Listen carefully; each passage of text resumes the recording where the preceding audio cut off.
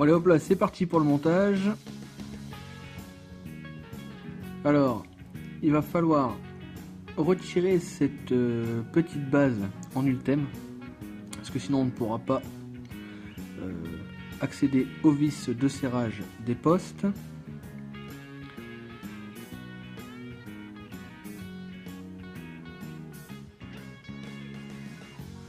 Voilà, donc ici pour le montage, je vais réutiliser un coil qui est encore bon, hein, c'est un fusillet de Clapton en full NI80. Donc c'est 2,28 gauge et un 40 gauge pour le Clapton sur un axe de 2,5. Donc on voit bien ici les pattes qui sont tordues et on va venir le fixer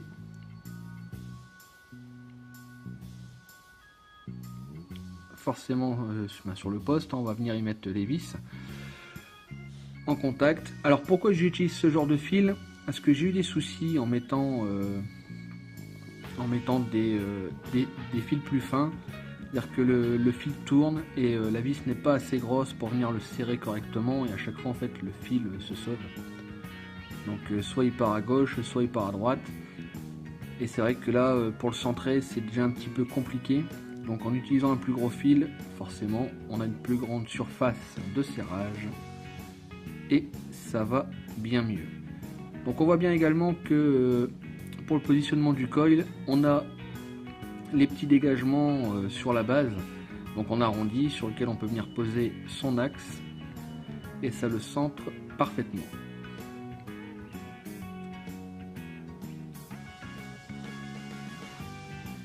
Voilà, un coup de serrage.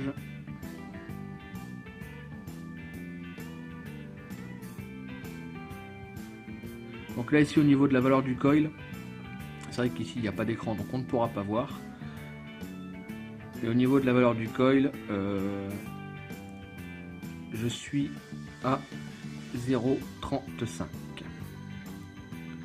Donc on voit qu'avec le nichrome il n'y a absolument pas de problème, ça réagit très bien.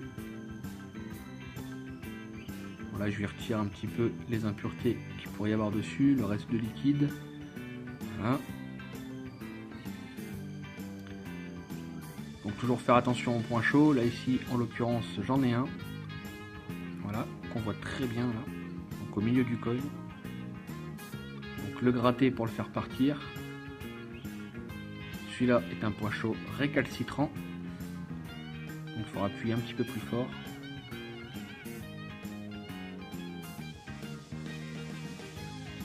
Et si en le grattant ça fonctionne pas, voilà, on envoie un gros coup de fire. Et en théorie, il n'y a plus de problème.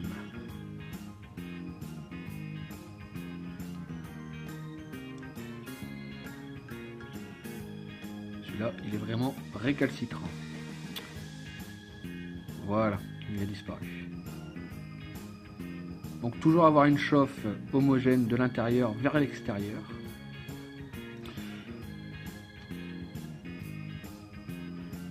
Et on va pouvoir passer au cotonnage.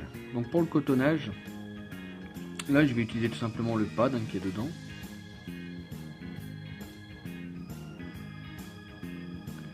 Donc c'est le pad de coton japonais.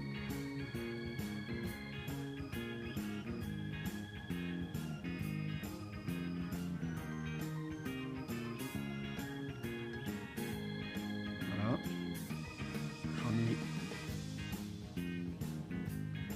Je pense que j'en ai mis un peu trop, mais on verra bien.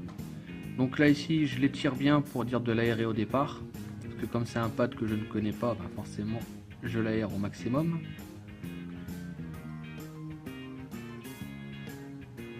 On lui fait le petit boudin.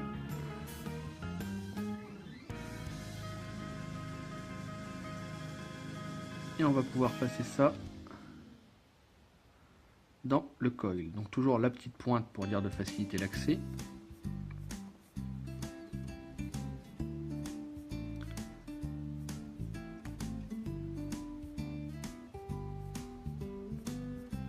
C'est vrai que je l'ai vu un peu gros. Donc le pad en fait j'ai pris la dimension que je prends d'habitude sur les puffs et il s'avère que il gonfle assez, donc on a une bonne quantité de coton. Donc pour ceux qui sont habitués aux puffs, vous prévoyez de prendre un peu moins que à l'habitude.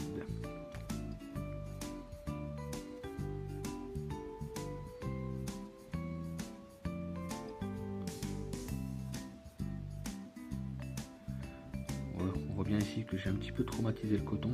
J'ai été obligé de retirer un peu les morceaux qui se sauvaient.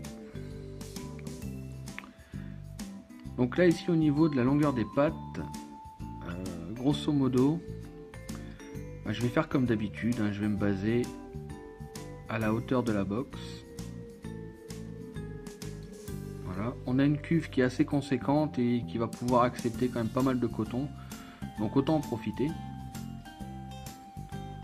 Je pense que je pourrais même en mettre un petit peu plus, mais par habitude je le fais comme ça. Après, ça permet aussi de bien dégager le pin BF et donc de pouvoir alimenter correctement toute la cuve. Voilà, j'ai positionné ça à l'intérieur.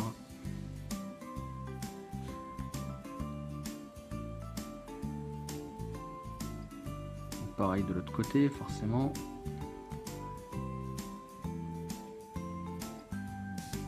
Voilà, donc je m'arrange toujours pour avoir mon coton qui remonte un petit peu au-dessus de mes coils, ce qui me permet d'avoir une petite réserve supplémentaire et de sentir en fait quand le coton va commencer à s'assécher. Donc voilà ce que ça donne. On a le pin qui est bien dégagé, voilà, qui est en dessous et qui est bien dégagé, donc il va pouvoir alimenter correctement le coton. Donc maintenant il ne reste plus qu'à remonter tout ça. Hop, pas oublier de remettre cette petite bague. Alors on peut vaper sans, mais c'est vrai que comme je l'ai dit dans la revue, elle a vraiment une utilité pour la pour éviter que la chaleur communique avec la box. Donc la chaleur du dripper communique avec la box. On va voir maintenant, donc faire attention également au niveau des airflows. On a pu voir ici que je suis passé sur un trou qui n'est en fait tout simplement le trou où on a le coton, et il faudra vraiment venir chercher les œils de cyclope.